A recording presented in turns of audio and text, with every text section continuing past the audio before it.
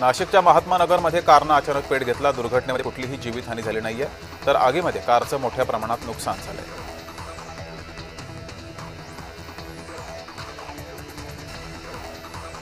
वडाळ्यामध्ये monorail पुन्हा एकदा बंद पडली होती। मोनोरेलची चाचणी सुरू असताना तांत्रिक बिघाडामुळे रुळावरून ही मोनोरेल खाली घसरली। चाचपणी सुरू असल्यानं यात कोणीही प्रवासी नव्हते।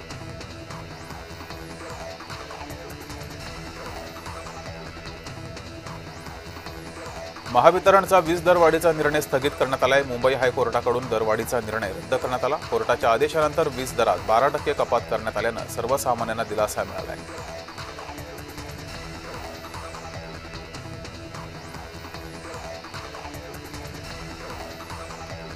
नवी मुंबई विमानतळ नामकरणाची याचिका हायकोर्टाने फेटाळली आहे। नवी मुंबई विमानतळाला दिबा पाटलांचं नाव देण्याची मागणी भूमिपुत्रांनी केली आहे। या संदर्भात हायकोर्टात याचिका दाखल करण्यात आली होती, ती हायकोर्टाने फेटाळली आहे।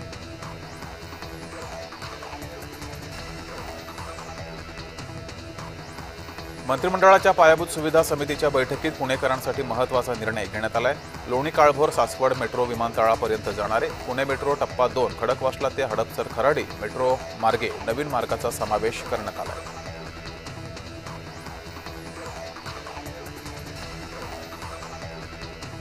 गेल्या 2 दिवसांपासून सुरू असलेला निवासी डॉक्टरांचा संप अखेर मागे घेण्यात आलाय। सेंट्रल मार्ट आणि बीएमसी मार्टनं मुख्यमंत्री देवेंद्र फडणवीस यांच्या आश्वासनानंतर 2 दिवसानंतर राज्यव्यापी संप मागे घेतलाय।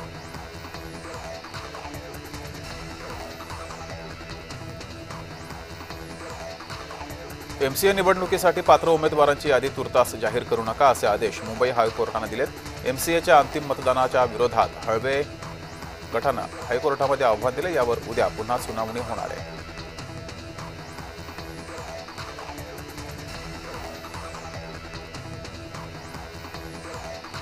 शेअर मार्केटमध्ये गुंतवणूक करून जास्त नफा मिळवून देण्याचा आमिष दाखवून कोट्यवधींची फसवणूक करणाऱ्या एका टोळीचा नवी मुंबई सायबर पोलिसांनी पर्दाफाश केलाय। 8 जणांना अटक केली आहे। आरोपींनी बनावट इन्व्हेस्टमेंट ॲप तयार करून पीडितांची 1,07,00,000 रुपयांची फसवणूक केली।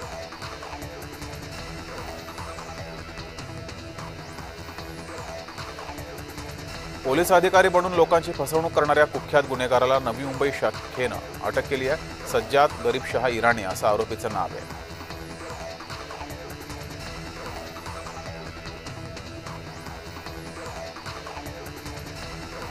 पुण्याच्या कोथरूडमध्ये 2 गटामध्ये हाणामारी झाली, त्यामुळे पुण्यातील कायदा आणि सुव्यवस्थेचा प्रश्न पुन्हा ऐरणीवर आलाय। कोथरूड परिसरात ही हाणामारी झाली। 30 ते 40 जणांमध्ये ही हाणामारी झाली आहे। भरवस्तीत झालेल्या भांडणाचं कारण अस्पष्ट आहे।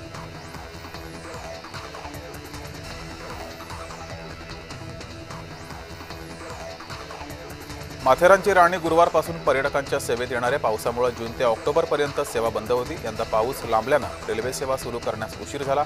पर्यटकांची गर्दी लक्षात घेता शनिवार रविवार विशेष फेऱ्या असणार आहेत।